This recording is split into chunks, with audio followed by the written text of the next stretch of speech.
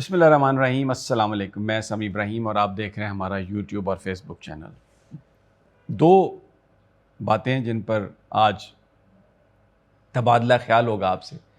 ایک تو جو سپریم کورٹ آف پاکستان کے فل بینچ نے سماعت کی ہے سنی اتحاد کونسل کی مخصوص نشستوں کے معاملے کی، اس میں قاضی فائز عیسیٰ صاحب نے کھل کر اپنا مائنڈ سیٹ دے دیا ہے اور بالکل کسی چیز کا خیال کیے بغیر وہ جس طرح الیکشن کمیشن کو ایک آئینی ادارہ اور جس طرح اس کو پکڑ کے بیٹھ گئے ہیں اور ایک طرح سے اس کو سپورٹ دے رہے ہیں کہ یہ بھائی جس کا مجھے یہ سمجھ میں آتی ہے، جس کا مطلب یہ ہے کہ تم اس تنقید سے گھبراؤ نہیں، الیکشن کمیشن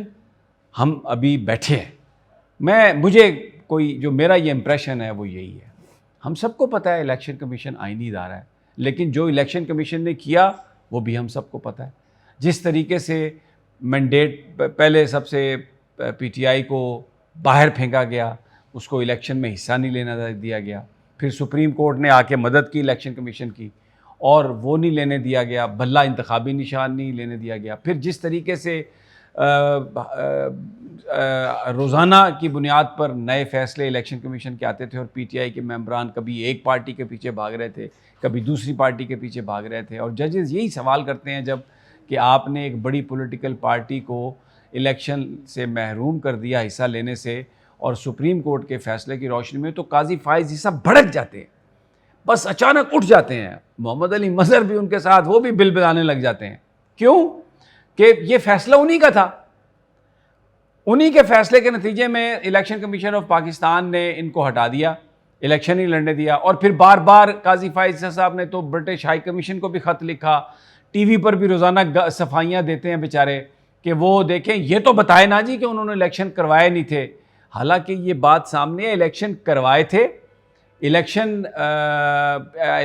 کمیشن نے کہا غلط ہیں، اور وہ اس بات کو نظر انداز کر رہے ہیں کہ اس وقت جو انتظامیہ تھی نہ دفتر میں الیکشن کرانے دے رہی تھی، کہیں پر لوگوں کو اکٹھا نہیں ہونے دے رہی تھی، جو آتے تھے ان کو گرفتار کر رہے تھے۔ وہ جس طریقے سے وہ اور دوسری بات یہ کہ جو الیکشن کمیشن کے وکیل، الیکشن کمیشن اس پٹیشن میں جو پی ٹی آئی کے وکیل ہیں سلمان اکرم راجہ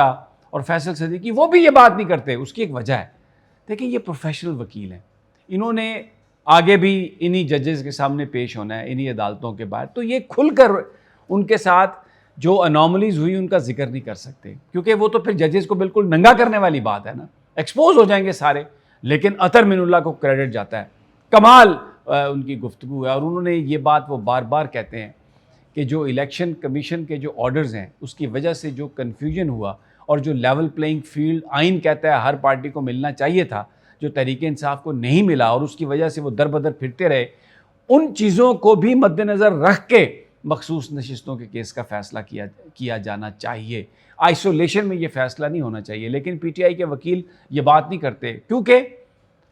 اس کے لیے تو وہ لوگ چاہیے جو نظریاتی طور پر پی ٹی آئی کے ساتھ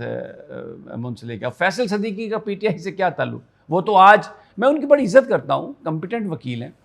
وہ تو آج ویسے ہی کھڑے ہو کے انہوں نے کہا جی we are very grateful to chief justice, حالانکہ آج کوئی ان کی بات ہی نہیں تھی، لیکن اور چیف جسٹس بھی چونک گیا ہے، انہوں نے کہا ارے گریٹفل، آپ نے کہا میں بھی چونک گیا، ہم نے آج کیا کیا جو آپ نے ہمیں گریٹفل، تو وہ مسکرانے لگ گئے، پتہ چلا ویسے ہی بس ایک خواہش ہوتی ہے جی حضوری کی، جس میں چیف جسٹس صاحب کی گڈ ول چاہیے، اور بھی ججز بیٹھے ہیں ان کی سب کی گڈ ول چاہیے، کیونکہ آگے انہوں نے مقدمے لڑنے ہیں، بڑے بڑی پارٹیوں کے کروڑوں روپے کی فیس ہے، تو یہ سب سے بڑا معاملہ جو ہے۔ اچھا اب آ جائیے، الیکشن کمیشن کی تعریفوں کے پل باندھتے رہے جناب چیف جسٹس صاحب، جو میں پہلے آپ کو بتا چکا ہوں، وجہ کیا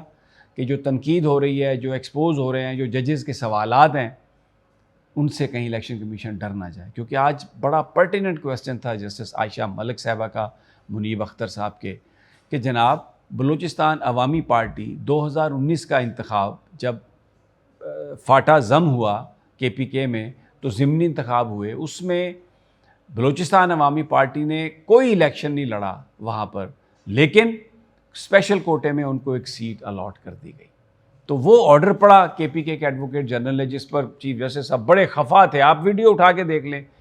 بار بار ان سے کہ آپ بتائیں نا آپ کا کیا خیال ہے، اور جمال خان مندوخیل تو اس بات پر بہت ہی خفا ہوئے، ہم پیچھے چلے جائیں گے، او بھائی مسئلہ آج کا ہے، آپ پیچھے کیا جائیں گے،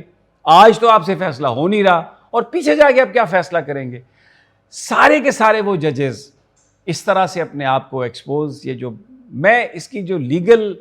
جو چیزیں ہیں، کیونکہ یہ مقدمہ قانونی ہے ہی نہیں، یہ ایک سیاسی مقدمہ ہے اور اس کا تعلق بڑا گہرا ہے کہ اگر یہ حکومت کو سیٹیں مل جائیں اور پی ٹی آئی کو نہ ملیں تو ان کو 2/3 اکثریت مل جائے گی اور پھر وہ ساری ترامیم کر سکیں گے، جس میں ججز کی ریٹائرمنٹ کی ایج بڑھانا،